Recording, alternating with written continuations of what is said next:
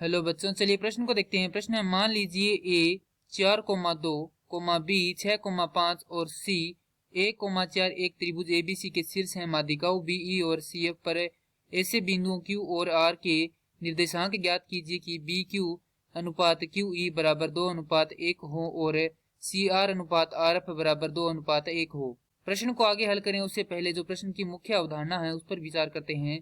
तो इस प्रश्न के लिए जो मुख्य अवधारणा है वह हो जाएगी निर्देशांक ज्यामिति। अर्थात हम यहाँ पर यह देखेंगे कि निर्देशांक ज्यामिति क्या होती है। तो किसी बिंदु को निर्देशांकों द्वारा व्यक्त करना निर्देशांक ज्यामिति कहलाती है। अब हमारे पास है एक त्रिभुज जिसका नाम है ए बी व सी। तो ये हमारे पास कोई एक त्रिभुज एबीसी है जिसमें हमारे पास दो माध्यिकाएं दी गई है बी ई। तो ये कुछ माध्यिका इस प्रकार से होगी। यहाँ पर बिंदु ई है जिसे बी से मिलाएंगे तो जो एसी को क्या कर रहा है, दो बराबर भागों में बांट रहा है क्योंकि ये क्या माध्यिका है। उसके बाद है सी एफ।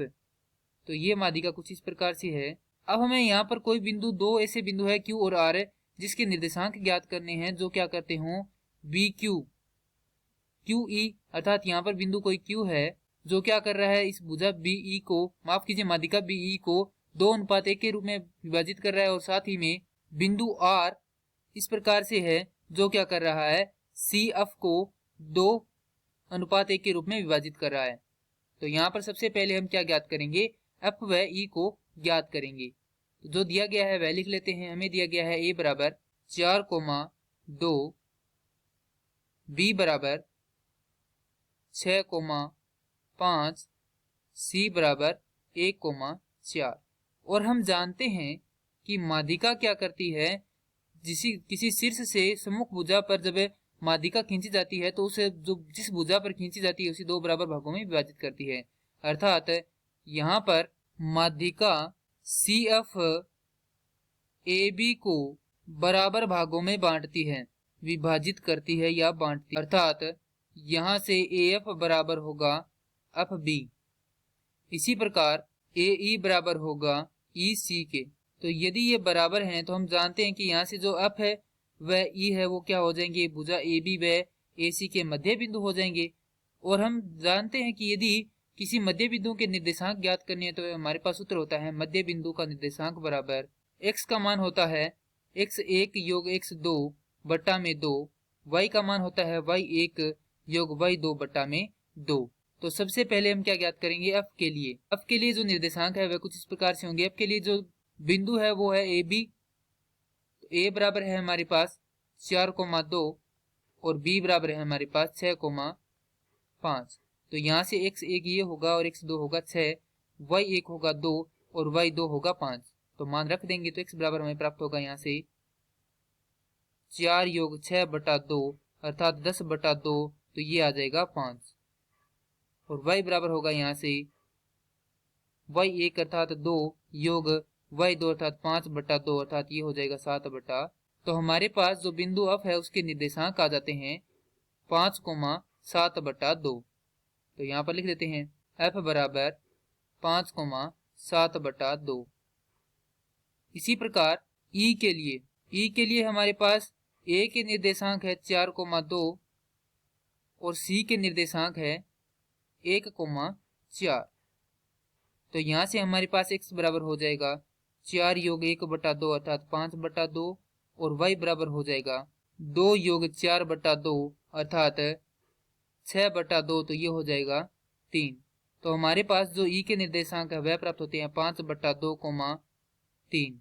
अब हमें q व r के निर्देशांक ज्ञात करने हैं। तो यहाँ पर जिन जिन मानों की आवश्यकता है वह लिख लेते हैं। तो हमें यहाँ पर बिंदु q ज्ञात करने के लिए इन मानों की आवश्यकता है और r के लिए इन मानों की आवश्यकता है। तो यहाँ पर जब हमें अनुपात दिया गया हो और कोई बिंदु ज्ञात करना हो जो क्या करता हो, उस रेखा को इस अनुपात में विभाजित करता हो, तो उसके निर्देशांक होते हैं x बराबर m1 x2 योग m2 x1 बट्टा में m1 योग m2, जहां पर m1 व m2 क्या है, अनुपात है। और y के निर्देशांक होते हैं y बराबर m1 y2 योग m2 y1 बट्टा में m1 योग m2।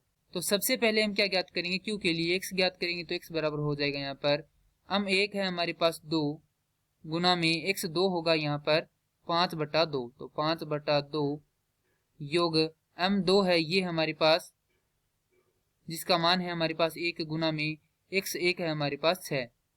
तो 6 भाग में 2 योग 1। हल करेंगे तो x बराबर हमारे पास प्राप्त होगा 2 से 2 कट जाएगा और 5 और 6 11/3।